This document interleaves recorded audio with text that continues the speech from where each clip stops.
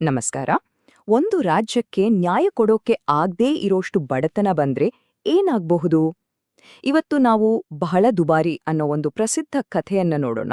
ಇದು ನ್ಯಾಯ, ದುಡ್ಡು ಮತ್ತೆ ಅದರಿಂದಾಗುವ ಅನಿರೀಕ್ಷಿತ ಪರಿಣಾಮಗಳ ಬಗ್ಗೆ ಒಂದು ವಿಚಿತ್ರವಾದ ಕಥೆಯನ್ನ ನಮ್ಮ ಮುಂದಿಡ್ತೆ. ಸರಿ, ಬನ್ನಿ ಈ ಕಥೆಯ ಮೂಲ ಪ್ರಶ್ನೆಯಿಂದಾನೇ ಶುರು ಮಾಡೋಣ. ಒಂದು ವೇಳೆ ನ್ಯಾಯವನ್ನ ಒದಗಿಸೋದು ಆರ್ಥಿಕವಾಗಿ ಒಂದು ದೊಡ್ಡ ಹೊರೆಯಾಗ್ಬಿಟ್ರೆ ಒಂದು ರಾಜ್ಯವಾದ್ರೂ ಏನ್ ಮಾಡ್ಬೋದು? ಇದೇ ಪ್ರಶ್ನೆ ನಮ್ಮ ಇವತ್ತಿನ ಚರ್ಚೆಯ ಕೇಂದ್ರಬಿಂದು. ಮೊದ್ಲಿಗೆ ಈ ಕಥೆಯ ಹಿನ್ನೆಲೆ ಏನು ಅಂತ ಅರ್ಥ ಮಾಡ್ಕೊಳ್ಳೋಣ. ಈ ಕಥೆ ನಡೆಯೋದು ಮೊನಾಕೋ ಅನ್ನೋ ಒಂದು ವಿಶಿಷ್ಟ ಪುಟ್ಟ ರಾಜ್ಯದಲ್ಲಿ. ಮೊನಾಕೋ ಒಂದು ಆಟಿಕೆ ರಾಜ್ಯದ ತರ ಇತ್ತು. ಅಂದ್ರೆ ಅಲ್ಲಿ ಒಬ್ಬ ರಾಜ ಇದ್ದ, ಅರಮನೆ ಇತ್ತು, ಮಂತ್ರಿಗಳಿದ್ರು, ಎಲ್ಲರೂ ಇದ್ರು. ಆದ್ರೆ ಅವರ ಸೈನ್ಯದಲ್ಲಿದ್ದಿದ್ದು ಕೇವಲ 60 ಜನ ಸೈನಿಕರು ಮಾತ್ರ. ಎಲ್ಲವೂ ಇತ್ತು ನಿಜ, ಆದ್ರೆ ಎಲ್ಲವೂ ಚಿಕ್ಕ ಪ್ರಮಾಣದಲ್ಲಿ ಅಷ್ಟೆ. ಹಾಗಾದ್ರೆ ಈ ರಾಜನಿಗೆ ದುಡ್ಡು ಎಲ್ಲಿಂದ ಬರ್ತಿತ್ತು? ಅದಕ್ಕೆ ಉತ್ತರ ವಿಶೇಷ ಆದಾಯ, ಅಂದ್ರೆ ಜೂಜಾಟದ ಮನೆ ಅಥವಾ ಗೇಮಿಂಗ್ ಹೌಸ್ ಮೇಲೆ ಇದ್ದ ಏಕಸ್ವಾಮ್ಯ. ಜನರೆಲ್ಲ ಇಲ್ಲಿ ರೂಲೆಟ್ ಆಡ್ತಿದ್ರು. ಅದರಿಂದ ಬರ್ತಿದ್ದ ಲಾಭದಲ್ಲಿ ಒಂದು ಪಾಲು ರಾಜನಿಗೆ ಹೋಗ್ತಿತ್ತು. ರಾಜನಿಗೆ ಇದು ಒಂದು ಕೊಳುಕು ಬಿಸ್ನೆಸ್ ಅಂತ ಗೊತ್ತಿದ್ರೂ ರಾಜ್ಯ ನಡೆಸೋಕೆ ಬೇರೆ ದಾರಿನೇ ಇರ್ಲಿಲ್ಲ. ಸರಿ, ಹೀಗಿರುವಾಗ ಈ ಶಾಂತವಾಗಿದ್ದ ರಾಜ್ಯದಲ್ಲಿ ಒಂದು ದೊಡ್ಡ ಸಮಸ್ಯೆ ಶುರುವಾಗುತ್ತೆ. ಒಂದು ಅಪರಾಧ ನಡೆದೋಗುತ್ತೆ ಮತ್ತು ಈಗ ರಾಜ್ಯ ಏನು ಮಾಡ್ಬೇಕು ಅಂತ ತೀರ್ಮಾನ ಮಾಡ್ಬೇಕಾದ ಪರಿಸ್ಥಿತಿ ಬರುತ್ತೆ. ಕತೆಯ ಮುಖ್ಯ ಘಟನೆ ಶುರುವಾಗೋದೇ ಇಲ್ಲಿಂದ. ಆ ರಾಜ್ಯದಲ್ಲಿ ಒಂದು ಕೊಲೆ ನಡೆದೋಗುತ್ತೆ. ಕೋರ್ಟ್ನಲ್ಲಿ ಸರಿಯಾಗಿ ವಿಚಾರಣೆಯಲ್ಲಾಗಿ ಅಪರಾಧಿಗೆ ಮರಣದಂಡನೆ ಶಿಕ್ಷೆ ವಿಧಿಸಲಾಗುತ್ತೆ. ರಾಜ ಕೂಡ ಹೌದು, ಸರಿಯಿದೆ ಅಂತ ಈ ತೀರ್ಪನ್ನ ಖಚಿತಪಡಿಸ್ತಾನೆ. ಸರಿ, ಇಲ್ಲಿಯವರೆಗೂ ಎಲ್ಲವೂ ಕಾನೂನು ಪ್ರಕಾರನೇ ನಡೀತಾ ಇತ್ತು. ಆದ್ರೆ ಒಂದು ದೊಡ್ಡ ಸಮಸ್ಯೆ ಎದುರಾಯ್ತು. ನ್ಯಾಯಾಲಯದ ಪ್ರಕ್ರಿಯೆಗೆ ಬೇಕಾದ ಜಡ್ಜ್ಗಳು, ವಕೀಲರು ಎಲ್ರೂ ಇದ್ರು.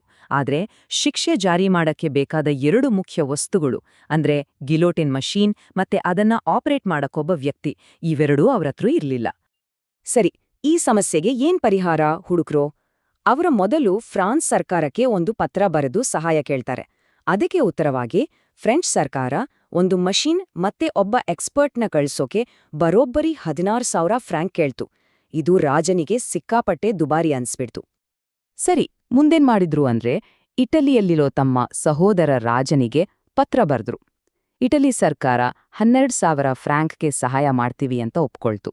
ಇದು ಫ್ರಾನ್ಸ್ ಹೇಳಿದ್ಕಿಂತ ಕಡಿಮೆನೇ ಇದ್ರೂ ರಾಜನಿಗೆ ಇದು ಕೂಡ ಇನ್ನೂ ತುಂಬಾನೇ ದುಬಾರಿ ಅನ್ಸ್ತು. ಈ ಹಣದ ಸಮಸ್ಯೆಯಿಂದಾಗಿ ಮಂತ್ರಿಗಳೆಲ್ಲ ಸೇರಿ ನ್ಯಾಯವನ್ನ ಜಾರಿ ಮಾಡೋಕೆ ಏನಾದ್ರೂ ಒಂದು ಅಗ್ಗದ ದಾರಿ ಇದೆಯಾ ಅಂತ ಹುಡುಕೋಕೆ ಶುರು ಮಾಡಿದ್ರು. ಆಗ ಮಂತ್ರಿಗಳಿಗೆ ಒಂದು ಐಡಿಯಾ ಬಂತು. ನಮ್ಮ ಸೈನ್ಯದಲ್ಲಿರೋ 60 ಸೈನಿಕರಲ್ಲಿ ಯಾರಾದ್ರೂ ಒಬ್ರು ಈ ಕೆಲ್ಸವನ್ನ ಒರಟಾಗಿ ಹೋಮ್ಲಿ ಸ್ಟೈಲಲ್ಲಿ ಮಾಡಿ ಮುಗಿಸ್ಬಹುದಲ್ಲವೇ ಅಂತ ಅವರು ಜನರಲ್ನ ಕೇಳ್ತಾರೆ. ಆದ್ರೆ ಜನರಲ್ ಹೋಗಿ ಸೈನಿಕರತ್ರ ಮಾತಾಡಿದಾಗ ಎಲ್ಲರೂ ಇಲ್ಲ ಅಂತ ಹೇಳ್ಬಿಟ್ರು. ಅವರ ಉತ್ತರ ತುಂಬಾನೇ ಕ್ಲಿಯರ್ ಆಗಿತ್ತು. ಇಲ್ಲ, ನಮಗೆ ಅದನ್ನೆಲ್ಲ ಮಾಡಕ್ಕೆ ಬರಲ್ಲ, ಅದನ್ನ ನಮಗ್ಯಾರೂ ಕಲ್ಸಿಲ್ಲ.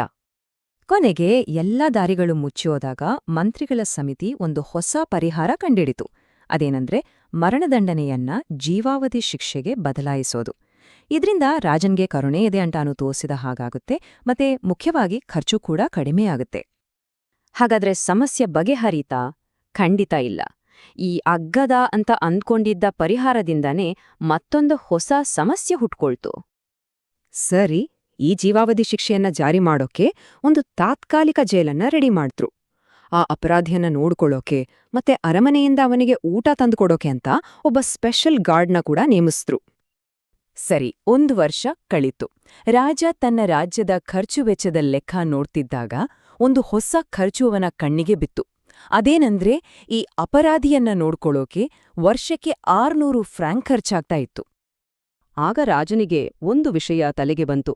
ಈ ಅಪರಾಧಿ ಇನ್ನೂ ಯಂಗ್, ಹೆಲ್ದಿಯಾಗಿದ್ದಾನೆ. ಇವನು ಇನ್ನೂ 50 ವರ್ಷ ಬದುಕಬಹುದು. ಅಂದ್ರೆ ಈ ಖರ್ಚು ವರ್ಷದಿಂದ ವರ್ಷಕ್ಕೆ ಜಾಸ್ತಿ ಆಗ್ತಾನೆ ಹೋಗುತ್ತಲ್ಲ. ಈ ವಿಷಯ ಈಗ ನಿಜವಾಗ್ಲೂ ಸೀರಿಯಸ್ ಆಗಿತ್ತು. ಈ ಪ್ಲಾನ್ ಕೂಡ ಸಿಕ್ಕಾಪಟ್ಟೆ ದುಬಾರಿ ಅಂತ ಹೇಳಿ ಅವನು ತನ್ನ ಮಂತ್ರಿಗಳಿಗೆ ಮತ್ತೇನಾದ್ರೂ ಅಗ್ಗದ ದಾರಿ ಹುಡುಕಿ ಅಂತ ಆರ್ಡರ್ ಮಾಡಿದ. ಇಲ್ಲಿಂದ ಕಥೆ ಒಂದು ಅನಿರೀಕ್ಷಿತ, ಸ್ವಲ್ಪ ಕಾಮಿಡಿ ಅನ್ನೋ ಹಾಗೆ ಒಂದು ತಿರುವು ಪಡ್ಕೊಳ್ಳುತ್ತೆ. ಮಂತ್ರಿಗಳೆಲ್ಲ ಮತ್ತೆ ಸೇರಿ ಒಂದು ಸಿಂಪಲ್ ಪ್ಲಾನ್ ಮಾಡಿದ್ರು. ಏನಪ್ಪಾ ಅಂದ್ರೆ, ಮೊದಲು ಆ ಕಾವಲುಗಾರನನ್ನ ಕೆಲ್ಸದಿಂದ ತೆಗೆದುಹಾಕೋದು. ಆಗ ಆ ಕೈದಿ ತಾನಾಗೆ ಓಡ್ಹೋಗ್ತಾನೆ, ಸಮಸ್ಯೆನೇ ಬಗೆಹರಿಯುತ್ತೆ ಅಂತ ಅವರು ಅಂದುಕೊಂಡ್ರು. ಆದ್ರೆ ಅವರ ಪ್ಲಾನ್ ಉಲ್ಟಾ ಹೊಡಿತು. ಕಾವಲುಗಾರನನ್ನ ತೆಗೆದುಹಾಕಿದ್ಮೇಲೆ ಊಟದ ಟೈಮಿಗೆ ಕೈದಿ ಹೊರಗೆ ಬಂದು ನೋಡ್ತಾನೆ, ಗಾರ್ಡ್ ಇಲ್ಲ. ಸರಿ, ಅವನೇ ಅರಮನೆ ಕಿಚನ್ಗೆ ಹೋಗಿ ಊಟ ತಗೊಂಡ್ಬಂದು ಮತ್ತೆ ತನ್ನ ಜೈಲಿನ ಕೋಣೆಗೆ ಹೋಗಿ ಒಳಗಿಂದ ಬಾಗಿಲು ಹಾಕೊಂಡ್ಬಿಟ್ಟ.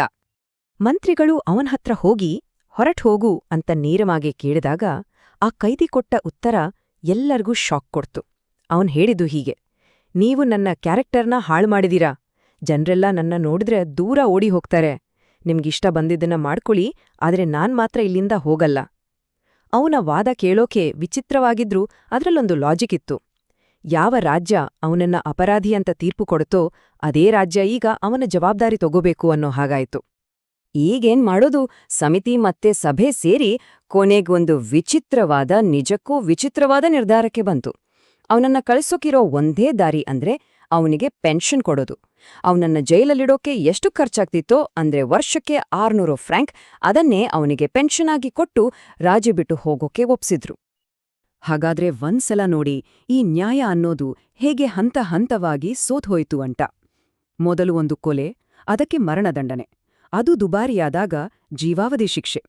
ಅದು ದುಬಾರಿಯಾದಾಗ ಕೈದಿಯನ್ನ ಓಡ್ಸೋಕ್ ಹೋಗಿ ಫೇಲಾದ್ರು. ಕೊನೆಗೆ ಅವನನ್ಗೆ ರಾಜ್ಯ ಬಿಟ್ಟು ಹೋಗೋಕೆ ಸಂಬಳ ಕೊಡೋಡೆ ಪರಿಹಾರ ಆಯಿತು. ಹಾಗಾಗಿ ಈ ಕಥೆ ನಮ್ಮ ಮುಂದೆ ಒಂದು ತುಂಬಾನೇ ಗಂಭೀರವಾದ ಪ್ರಶ್ನೆಯನ್ನ ಇಟ್ಟು ಹೋಗುತ್ತೆ. ಯಾವಾಗ ನ್ಯಾಯದ ಬೆಲೆಯನ್ನ ಒಂದು ಬಿಸ್ನೆಸ್ನ ಖರ್ಚು ವೆಚ್ಚದ ಥರ ಲೆಕ್ಕ ಹಾಕ್ತೀವೋ ಆಗ ನಾವು ಕಳೆದುಕೊಳ್ಳೋದೇನು? ನಿಜವಾದ ನಷ್ಟ ಯಾವುದು? ಇದರ ಬಗ್ಗೆ ಯೋಚನೆ ಮಾಡಿ.